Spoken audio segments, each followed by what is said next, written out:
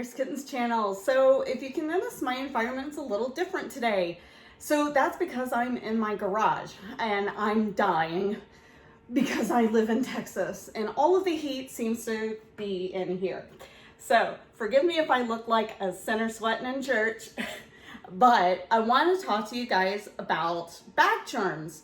And the new 3D printer that I purchased from Elegoo. It's called the Elegoo Mars, and I got the professional edition. 3D printing always seemed like one of those things that was, I guess, outside of the realm of possibility for me, because what would I do with it? I don't need to print dice or D&D miniatures or anything like that. And then I got to thinking, I can leverage it in my bag business by making charms for my bags. So I started to work with 3D modeling, and there's a lot of free applications out there, which I'll go over. But I started to create bag charms, and they're very popular, and it adds a little bit of customization to a bag. Also, if somebody doesn't want to buy like a whole bag, so they already have a bag that they love, they can still buy something that I've made that contributes to the look and feel of their bag and helps them kind of accessorize the accessory. Anyway, all that aside, so I started looking into 3D printers, and that's when a friend of mine suggested that I look at the Elegoo Mars. So this is a very small machine. The reason I have for the Pro is because it has additional ventilation, and you might be able to hear a low humming. That's from the fan system that's going on. Typically when I work with resin, I'm going to wear a mask for filtration, but I'm in my garage and I'm only gonna have this open for a smidge of a bit here to kind of like show you how I do the thing that I need to do with it. But overall, a lot of people who get into like 3D printing, what they think is, oh, I'm gonna get this thing with like all these rough layers and you can see the lines where it built it up. You don't get that with the resin printer. The resolution that it prints at is so much higher and I can get so much detail out of it. The balls of yarn and the little sushi characters that I made are very detailed. And really, I mean, it's not too slow. I mean, we're not talking like 15-hour prints or anything. Most of the stuff I make maybe takes 2 hours to print, and I can print 3 or 4 of them at a time, depending on the size and all that. So I'm gonna go over how I make these guys, and the process that I go through them. And then I'll touch a little bit on the software aspects of it. So let's go ahead and get started with that.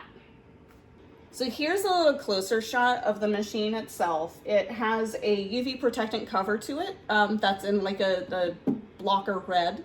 For those of you who do any astronomy and astrophotography, you'll understand what that is. So it's really small. So there's a tray with the resin at the very bottom, and then there's a plate. So what happens is you upload your design using this USB key here, and you just select it using the panel.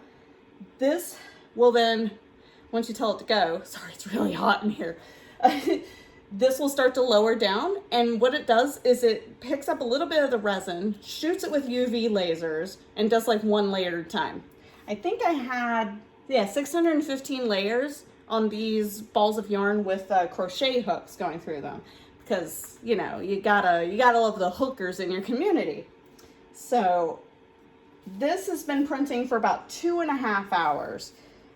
So what I'm going to do first, I'm going to put on rubber gloves. And again, I'm only going to have this open maybe a minute or two. So I'm not going to bother with, with the mask.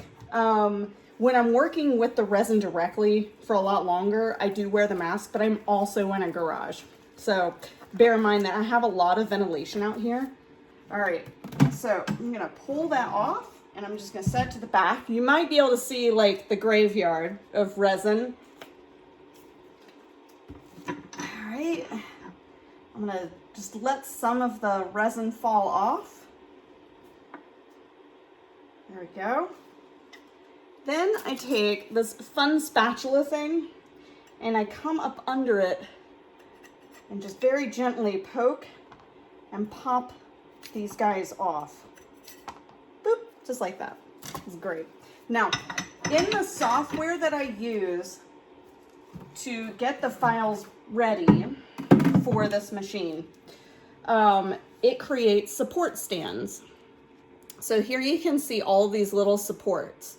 Now, I don't typically worry about the supports themselves, being like too heavy for something like this.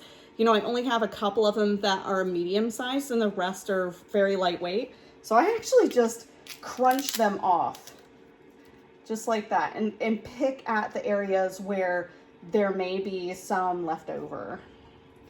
I just do that again and pop them off. And I just rub it, and see, I'm wearing the gloves, right? So this is still resin, okay? It's UV resin. So it's still a chemical, so you don't want to get it all over your hands. So that's why I keep the gloves on. Now, I have a vat of alcohol, not the good drinking kind, the rubbing kind. And then I take these guys and I put them inside the rubbing alcohol and I wash them off. And what this does is it washes off the excess resin. Oh, you can't even see what I'm doing. That's fun. Anyway, I put them in this little Tupperware container and I swish them around. Now, one thing you can do is take a toothbrush and scrub in some of the hard to get places, or you can just swish them. Another thing is you can close the container and shake it. I'm not going to do that. I'm just going to take them out and put them on a paper towel, and I'll let that alcohol dry off. I can kind of escalate this a bit because I want to hold it up so you guys can see what it is. Like these turned out really good.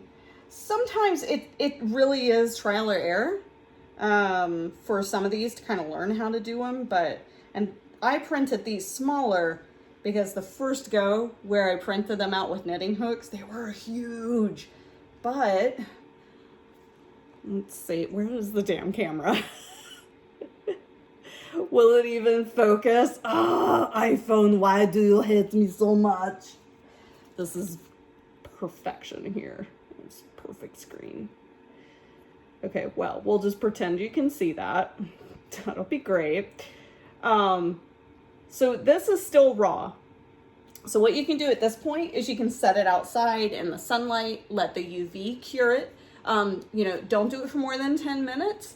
I actually have a curing station that's upstairs in my room, and it's really nice to have. It was about $50, and it just hits it with UV lights and has a little turntable so it can turn it around.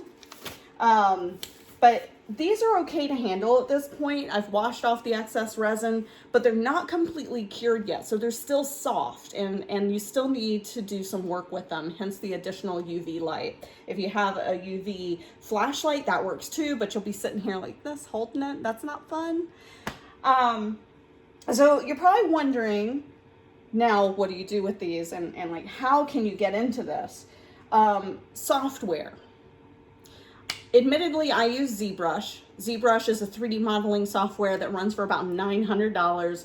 That's a little steep for most people. I used an academic license because I'm also a professor.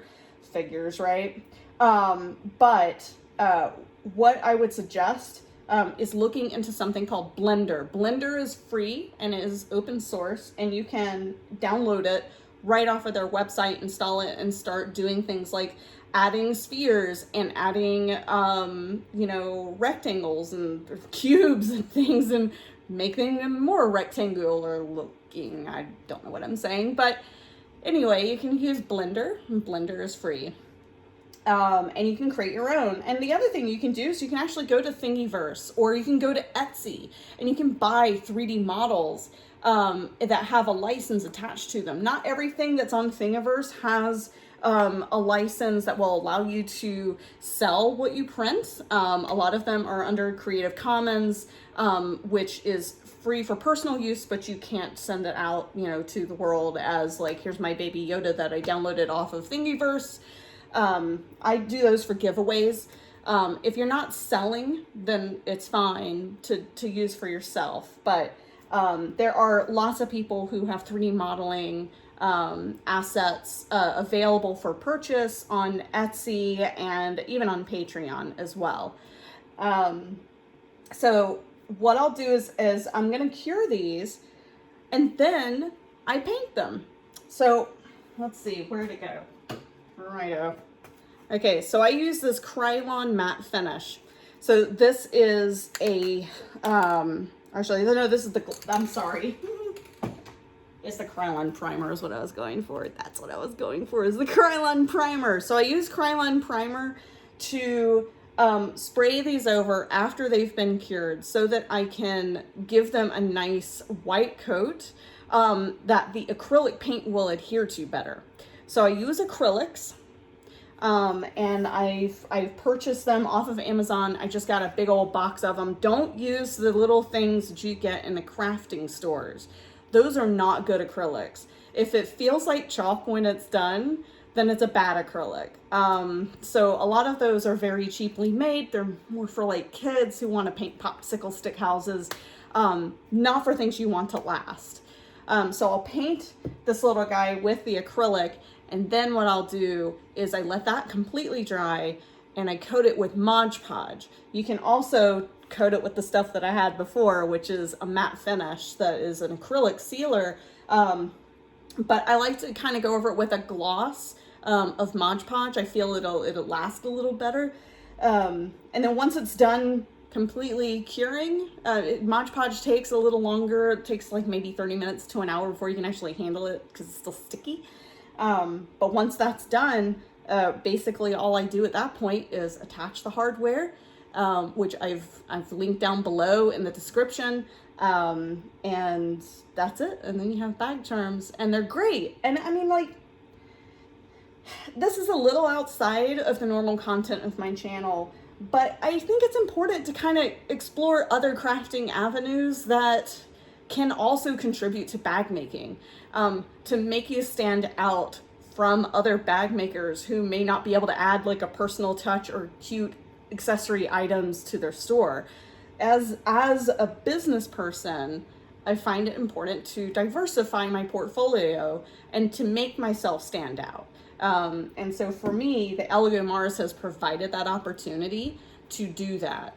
I am also learning 3D modeling, and that's fun. That's something I never thought I could do. So I hope this video helped you guys.